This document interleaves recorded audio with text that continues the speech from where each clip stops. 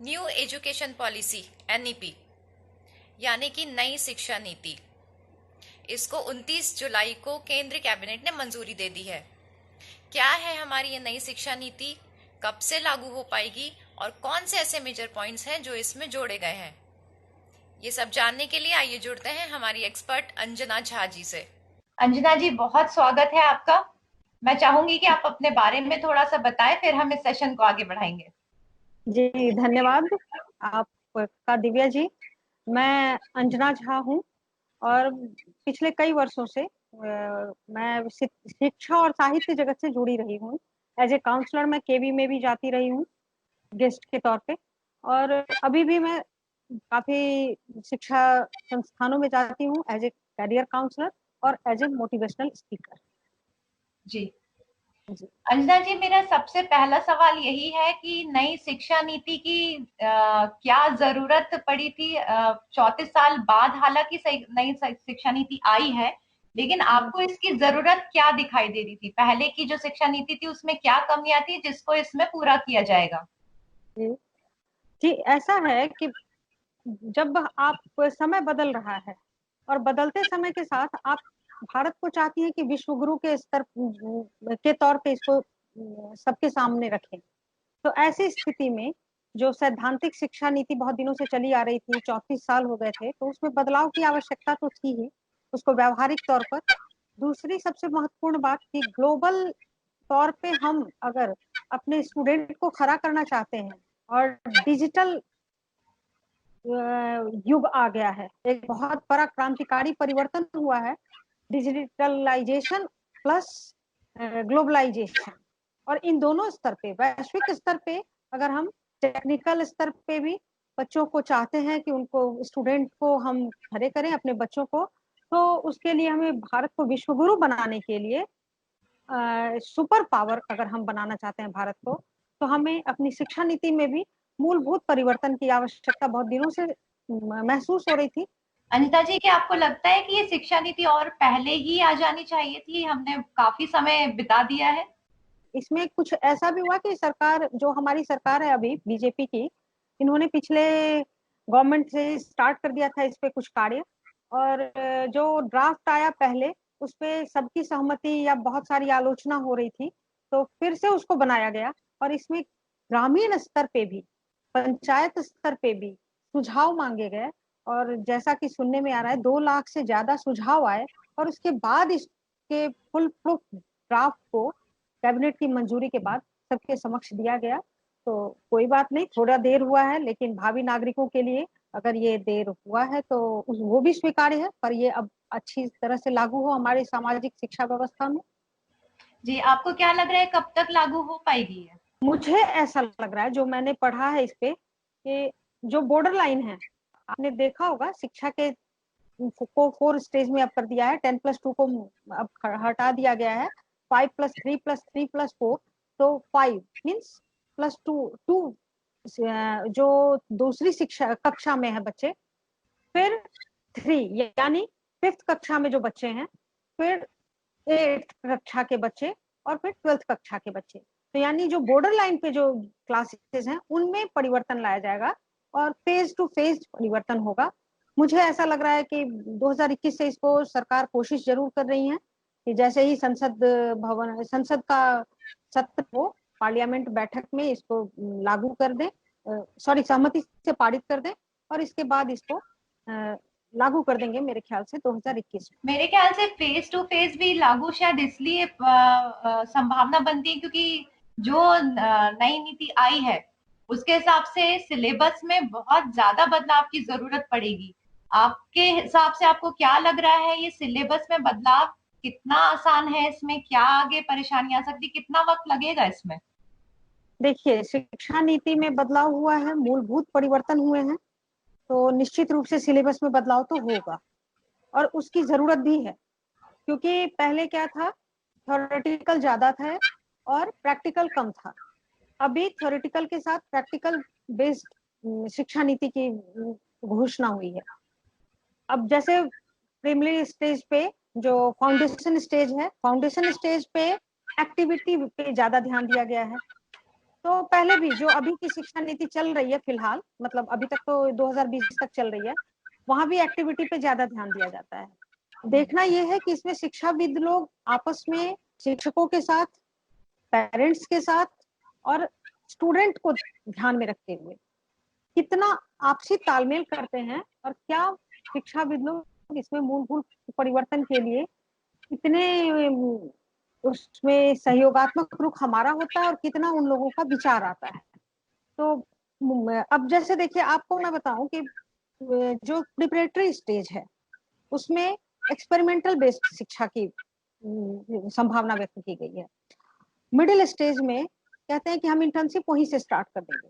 तो क्या आप इंटर्नशिप जो स्टार्ट करेंगे उसके लिए भी आपको काफी ऑप्शंस खोलने पड़ेंगे। तो ये सारी चीजों का बदलाव एक साथ करने के लिए टाइम तो लगेगा, और अंजना अकॉर्डिंग जी, टू एक सवाल जो बार बार बहुत ज्यादा आ रहा है, हर जगह से सुनने में आ रहा है, वो ये है, हमारे इससे पहले भी एक वीडियो था, उसके बाद भी ये सवाल बार बार आए हमारे पास में, कि उच्च शिक्षा जो है, 12th के बाद जो बच्चा आज जिस तरीके से एंटर करता था, अब उसमें क्या बदलाव होने वाला है?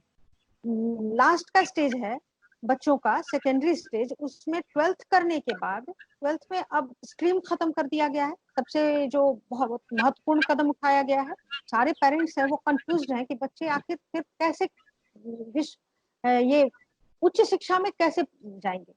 मेडिकल और लीगल स्टडी, जो लॉ की फील्ड है, और मेडिकल को छोड़ के बाकी जितने बच्चे 12th पास आउट होंगे उनके लिए एक कॉमन एप्टीट्यूड टेस्ट किया जाएगा।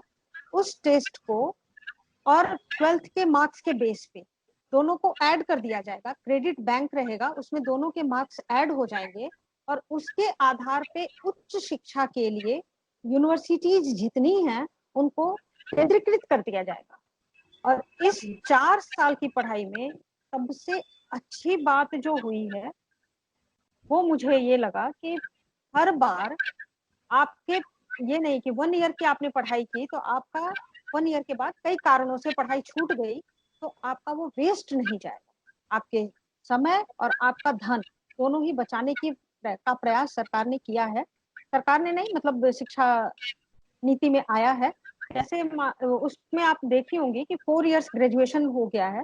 4 इयर्स जी में फर्स्ट ईयर का जो है, फर्स्ट ईयर में आपको अगर किसी भी वजह से आपने पढ़ाई छोड़ दी तो एक सर्टिफिकेट मिल जाएगा, और जी कोई टाइम बॉन्ड अभी तक नहीं दिया गया है कि आप इतने साल के बाद लौट के आइए। उसमें यह है कि आप जब कभी दोबारा शिक्षा लेने के लिए आएंगी, उच्च शिक्षा में जाना चाहेंगी, तो आप सेकेंड ईयर में एडमिशन लेंगी डायरेक्ट, क्योंकि वो डिजिटल बैंक है, और उस क्रेडिट बैंक में आपके वो रखे हुए हैं कि आपने 1 ईयर सर्टिफिकेट आपके पास है, आप वो सर्टिफिकेट शो करेंगी और आप सेकेंड ईयर में एडमिशन डायरेक्ट ले लेते हैं। स्टूडेंट जाके डायरेक्ट एडमिशन ले लेंगे। एक तो ये बदलाव है।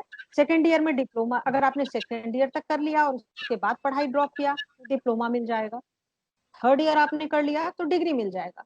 अब थर्ड ईयर के बाद यहाँ एक बहुत ही अच्छी बात है कि भेड़ की तरफ एक भेड़ चाल वाली बात नहीं आएगी, और भीड़ नहीं इकट्ठा किया जाएगा। जिनको रिसर्च करना है या जिनको हायर स्टडी करके कुछ और भी क्षेत्र में जाने हैं, या तो टीचिंग के क्षेत्र में प्रोफेसर बनना है या कुछ भी, तो वो 4th ईयर कंप्लीट करें ग्रेजुएशन, उनको रिसर्च विद ग्रेजुएशन की डिग्री मिले। जी तो ये बहुत ही अच्छी पहल है सरकार कि जी आपकी समय और धन दोनों की बचत। जी अंजना जी, एक हमारी जो भारतीय मानसिकता बनी हुई है, हम आज भी बहुत ज्यादा काउंसलर्स को तवज्जो नहीं देते हैं। खास जी तौर पे पेरेंट्स को ऐसा लगता है कि वो अपने बच्चों के करियर का डिसीजन खुद लेंगे, उन्हें हाँ काउंसलर्स हाँ की हाँ, जरूरत महसूस नहीं होती है। लेकिन जी जी अब जो ये जी परिवर्तन आ रहा है, इसमें काउंसलर्स की भूमिका बहुत इंपॉर्टेंट हो जाएगी। आपको क्या हम्म। लग रहा है, कैसे हमारे जो मानसिकता सालों से बनी हुई है उसमें कैसे लोग अपने आप को बदल पाएंगे, और क्या हमारे पास इतने एक्सपर्ट अनुभवी काउंसलर्स हैं? अच्छा प्रश्न है दिव्या जी ये। काउंसलर के पास आज से 10 साल पहले नहीं जाते थे लोग, बिल्कुल ही नहीं जाते थे। उनको लगता था कि वो अननेसेसरी टाइम और धन, पैसे, मनी का वेस्टेज है। पर अभी थोड़ी मानसिकता में चेंज हुई है और लोग काउंसलर के पास जाते हैं। हालांकि अभी भी वो साइंस, कॉमर्स और आर्ट्स वाले स्ट्रीम का जो मेंटेलिटी है है वो पेरेंट्स लेके चलते हैं, और शायद इसी मानसिकता से छुटकारा के लिए सरकार ने वो स्ट्रीम ही खत्म कर दिया। दूसरी बात कि काउंसलर के पास, तो सबसे पहले आप समझिए कि काउंसलर का अर्थ ही होता है कि सही समय में आपको सही दिशा निर्देश करे। जो सही समय में आपको सही दिशा निर्देश नहीं मिलेगा तो आप कुछ और चूज कर लेते हैं। स्टूडेंट साल भर पढ़ाई करते हैं, फिर उनका मन उससे भटक जाता है, या फिर पेरेंट्स की बातों को मान के वो ले लेते हैं, कोई भी स्ट्रीम ले लेते थे। उसके बाद क्या होता था कि 1 साल 2 साल के बाद बच्चा डाइवर्ट हो जाता था। मैं छोटा सा उदाहरण आपको देती हूँ। जैसे पहले क्या होता था कि हम बीमार पड़ने पे ही चिकित्सक के पास जाते थे, लेकिन अभी आप देख रही हैं मेडिक्लेम वगैरह की वजह से भी लोग एनुअल चेकअप करवाने लगे हैं, यानी बीमारी से पहले ही उसको रोक देना। जी prevention is better than cure का। और जहां तक काउंसलर की बात है तो डिग्रीधारी की कमी नहीं है हमारे भारत में। हाँ, मैं इस फील्ड में सभी काउंसलर से भी, मैं भी एक काउंसलर हूँ, मैं ये अनुरोध करूंगी कि वो एक व्यावहारिक स्तर पे उतरकर और अपने ज्ञान को व्यावहारिक के साथ साथ थोड़े मनोवैज्ञानिक स्तर पे भी शोध करें, अपने अंदर भी मनोवैज्ञानिक भी बनने की कोशिश करें। मैंने कई बार अनुभव किया है, पेरेंट्स एक पुरानी विचारधारा को अपनाते हुए कि मुझे अपने बच्चे को मेडिकल में डालना है या आईआईटी में डालना है, बच्चा तो डांस में इंटरेस्ट ले रहा है। तो इस मानसिकता को चेंज करने की जरूरत है, और इसके लिए सबसे पहले काउंसलर को ही अपने आप को इतना एजुकेट करना पड़ेगा, व्यावहारिक रूप से, सिर्फ डिग्री के जी। रूप में नहीं। एक सवाल और कि काउंसलर्स की जैसे हम भूमिका की बात कर रहे हैं, उसके साथ ही जो हमारे टीचर्स हैं, आज से इतने सालों से वो जिस पैटर्न पे पढ़ा रहे हैं उसमें भी बहुत ज्यादा बदलाव की जरूरत पड़ेगी। टीचर्स को प्रॉपर ट्रेनिंग की जरूरत पड़ेगी, जो एक लंबी प्रक्रिया दिखाई दे रही है। आपको क्या लग रहा है, कितना समय लग सकता है इसमें? जी बिल्कुल, बहुत लंबी प्रक्रिया होगी। एक और अच्छी खबर है जो मैं आपको बता दूं, ये बीएड कॉलेज जगह जगह खुल गए हैं, वो सारे बंद होने वाले हैं, क्योंकि अब बीएड के नाम से कोई कोर्स नहीं आ रहा है, और उस चीज को गवर्नमेंट ने खत्म कर दिया है, जो 4 ईयर ग्रेजुएशन होगा। इसलिए मैंने आपसे कहा था जो शिक्षा जगत में जाना चाहेंगे वो 4 ईयर ग्रेजुएशन में ही बीएड की पढ़ाई हो जाएगी। अभी आप जो क्वेश्चन कर रही हैं वो वर्तमान शिक्षा पद्धति में अगर हम ये एनईपी लागू कर देते हैं तब कैसे होगा। देखिए, किसी भी चीज के लिए इतना मुश्किल तो है नहीं। जो शिक्षक हैं ज्ञानी तो वो हैं ही, उन्होंने पढ़ाया है, थोड़ा बहुत सिलेबस में चेंज होगा, तो उनको समय समय पे ट्रेनिंग देके आफ्टर 6 मंथ्स, आफ्टर 2 मंथ्स, शुरुआत में थोड़ा जल्दी जल्दी ट्रेनिंग देना पड़े, लेकिन उनको ट्रेनिंग देके हम कर सकते हैं। ट्रेनिंग देंगी सरकार, और उसी में जो असफल होंगे, क्योंकि कुछ मार्क्स भी दिए जाएंगे, और वो मार्क्स अगर वो नहीं प्राप्त करेंगे तो फिर मुझे लगता है कि कुछ रोजगार की अपॉर्चुनिटी खुलेगी, और कुछ जो अनावश्यक रूप से बैठ के आराम से पैसे ले रहे हैं उनको घर का रास्ता भी दिखलाया जाएगा। ये भी एक अच्छा कदम बिल्कुल, होगा। मतलब शिक्षा का स्तर हमारा और बेहतर होगा, ये पूरी उम्मीद दिखाई दे रही है। हाँ हाँ, बिल्कुल बिल्कुल। अंजना जी, आपका खुद का शिक्षा जगत में बहुत लंबा अनुभव रहा है, आप राइटर भी हैं, बहुत समय से इससे जुड़ी हुई हैं। आपकी राय क्या बन रही है, जो नई शिक्षा नीति आई है फिलहाल, जो ड्राफ्ट से समझ में आ रहा है, क्या उसमें अभी भी कोई कमियां आपको दिखाई दे रही हैं जिसको आगे फिर सुधार की जरूरत पड़ेगी? कोई भी नीति आती है तो निश्चित रूप से उसमें खूबी होती है तो खामियां भी होती हैं, गुण के साथ दोष लगा हुआ रहता है। मुझे जो मैंने अपने स्तर पे देखा है तो उसमें मुझे सबसे बड़ी कमी जो नजर आई है, और अब सरकार कह रही है कि मातृभाषा में पढ़ाई, मातृभाषा भी आप, क्षेत्रीय भाषा को भी सरकार प्रचार प्रसार में लगी हुई है तो कह रही है, लेकिन क्या हमारे पास जो मटेरियल है एजुकेशन के लिए, हमारे पास जो सब्जेक्ट के लिए जितनी विषय वस्तु चाहिए, सामग्री है, क्या वो उपलब्ध है? 6th तक इंग्लिश कोई कंपलसरी सब्जेक्ट नहीं हुआ करता था। जी अब जब 6th के बाद बच्चे 7th में आके इंग्लिश को एज ए सब्जेक्ट पढ़ते थे तो उनके लिए कठिनाई होती थी। तो क्या वो बच्चे फिर से, जो बच्चे मान लीजिए कि किसी बच्चे ने तमिलनाडु में पढ़ाई की और वो आ गया हिंदी राष्ट्र में, और यहाँ पे उसको कोई कठिनाई नहीं होगी? जो बहुत बड़ी कठिनाई होगी हिंदी या इंग्लिश किसी भी सब्जेक्ट में किसी भी सब्जेक्ट को पढ़ने में, हिंदी या इंग्लिश मीडियम से।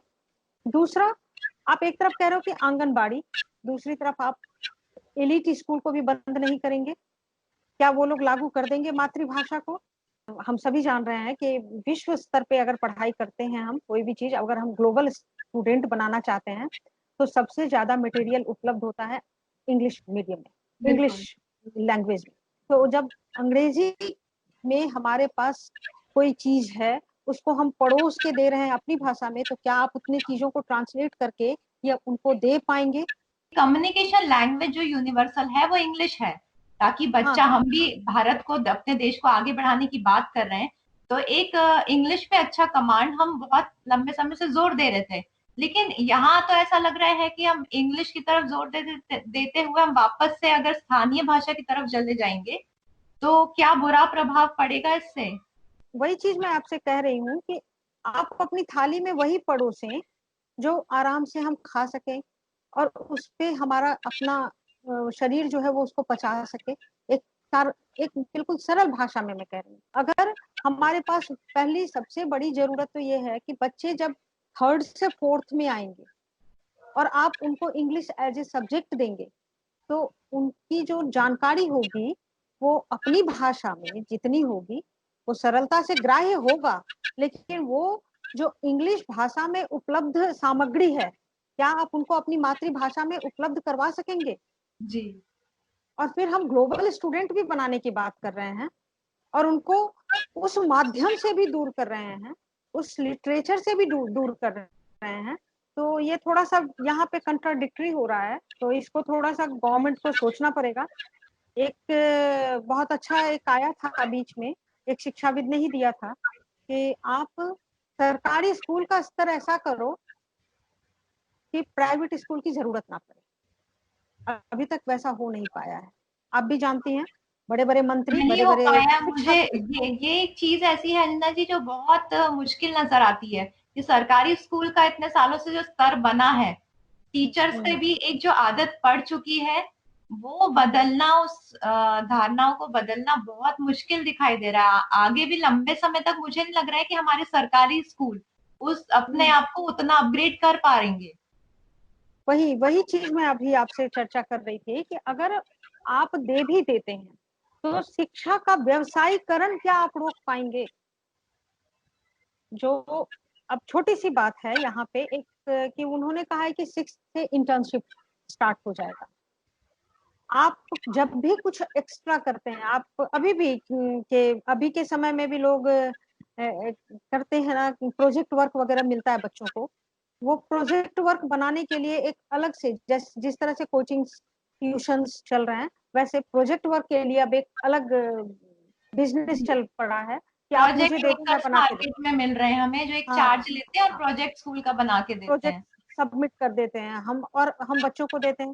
तो क्या वो चीज आप जो कह रहे हो कि इंटर्नशिप, तो दूसरा पॉइंट है। पहला तो वो लैंग्वेज का थोड़ा सा प्रॉब्लम आएगा। दूसरा जो मुझे लग रहा है, जो इंटर्नशिप आप स्टार्ट करवा रहे हो सीखते, इसका मतलब है कि आप बच्चों को अगर वहां पे शिक्षा के विद्यालय में ही अगर वहां वो बना लेते हैं उस चीज को, क्या आप उतना डेवलप कर पाओगे इंटर्नशिप के लिए? उतने ज्यादा प्रैक्टिकल नॉलेज के लिए उतने इंस्ट्रूमेंट्स, तब तो ठीक है। थर्ड पॉइंट ये है कि ये ऑटोनोमस करने के, ऑटोनोमस उसका हटा के सेंट्रलाइजेशन कर रहे हैं यूनिवर्सिटीज को, तो थोड़ा सा उस पे भी विरोधाभास हो रहा है। काफी विरोधाभासी ये आ रहे हैं और विरोध के स्वर काफी उठ रहे हैं।